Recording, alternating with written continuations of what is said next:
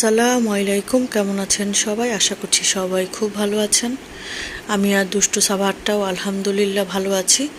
তো বারান্দায় আসলাম, এসে দেখি এই বেলি ফুলটা ফুটেছে ঠিকই, কিন্তু মরে কাঠ হয়ে গেছে, শুকিয়েই গেছে। আমি খেয়াল করিনি, সুন্দর একটা বেলি ফুল দেখতে পারলাম না, এটা একদম শুষ্ক হয়ে গেছে। তারপরেও আমি গাছে রেখে দিয়েছি, থাকুক, যতদিন না ঝরে পড়ে যাক অতদিন পর্যন্ত থাকুক।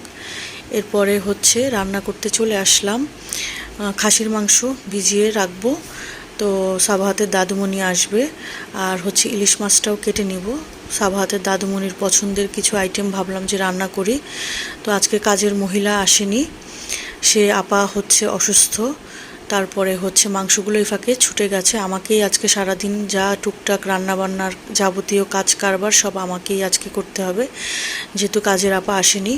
এরপরে মাংসটাকে আমি ধুয়ে পরিষ্কার করে সুন্দর করে সব রকমের মশলা দিয়ে আমি খাসির মাংসে জয়ত্রী দিই। আস্ত জয়ত্রীটা অল্প একটু পরিমাণে দিই, কারণ খাসির মাংসে একটা স্মেল থাকে, সেটা জয়ত্রী দেওয়ার ফলে সেটা স্মেলটা চলে যায়। তো আমি সব মশলা দিয়ে সুন্দর করে কষিয়ে নিয়েছি। তো আলু দিতাম না, ভাবছিলাম যে ভুনা ভুনা করব, তবে আমার শাশুড়ি মা আলু দিয়ে ঝোলটা একটু বেশি পছন্দ করে, তাই ওনার জন্য এই আইটেমটা এভাবেই করলাম। সাবাহাত তো দেখেই বলছিল যে রেজালা করবা নাকি। দুষ্টুটার আবার রেজালা খুব পছন্দ, মাশাল্লাহ। তো রান্নাটা হয়ে গেছে। খাসির মাংস দেখতে কিন্তু মাশাল্লাহ খুব সুন্দর কালার হয়েছে, আর খেতেও অনেক মজা হয়েছে। আর এইদিকে ইলিশ মাছ চচ্চড়ি করব। একদম পেঁয়াজ কুচিটাকে ভেজে তারপরে আমি একটু বাটা পেঁয়াজ বেশি করে দিয়েছি, ঝোলটার গ্রেভিটা যাতে একটু একটু ঘন হয় এই জন্য। তারপরে এই জন্য আমি একটু পেঁয়াজ, তারপরে পেঁয়াজ বাটা, রসুন বাটা এগুলো একটু বেশি করে দিয়েছি। আর এই ফাঁকে সকালে ডিম সেদ্ধ করেছি, ভুলে গিয়েছিলাম। হঠাৎ দেখলাম যে চোখের সামনে ডিমটা পড়ে আছে, তাই ডিমটাকে একটু লবণ দিয়ে মাখিয়ে রান্না করছি, আর দাঁড়িয়ে দাঁড়িয়ে খেয়ে ফেলছিলাম। তো এরপরে আরেকটা আইটেম করব, ওনার পছন্দের কচুর শাকের ডাঁটা দিয়ে ইলিশ মাছের মাথা, কাটাকুটা লেজ। যদিও মাছ ছোট ছিল, এই জন্য আমি একটু দুই পিস মাছও দিয়েছি, লেজগুলো পরিমাণে অল্প ছিল। তো আমি এই ডাঁটাগুলোকে ডিপ ফ্রিজে ফ্রোজেন করে রেখেছিলাম।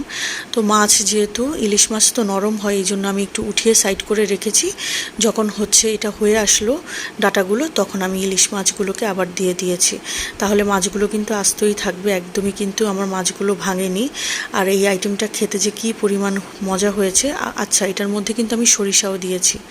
তো আমার শাশুড়ি মা আসার সময় সাবাহাতের পছন্দের বার্গার এনেছে, সাথে পেটিস, এরপরে বাটার বন, স্যান্ডউইচ এগুলো এনেছে। আমি পেটিস আনতে বলেছিলাম আর বার্গারটা আনতে বলেছিলাম। ওনার ওই সাইডে এই জিনিসগুলো একটা শপে খুব ভালো মজাদার, এগুলো আমাদের কাছে ভালো লাগে। তো উনি আসার সময় আমি বলে দিয়েছিলাম, তো উনি নিয়ে এসেছে। এরপরে সন্ধ্যায় আবার ওনার জন্য একটু পরোটা, কাবাব নিয়েছি, সেটা উনি পছন্দ করে, এই জন্য। আর এই দুষ্টু বাচ্চাটা দেখেন কী করছে। তো আজকের ভিডিও পর্যন্ত, আল্লাহ হাফেজ।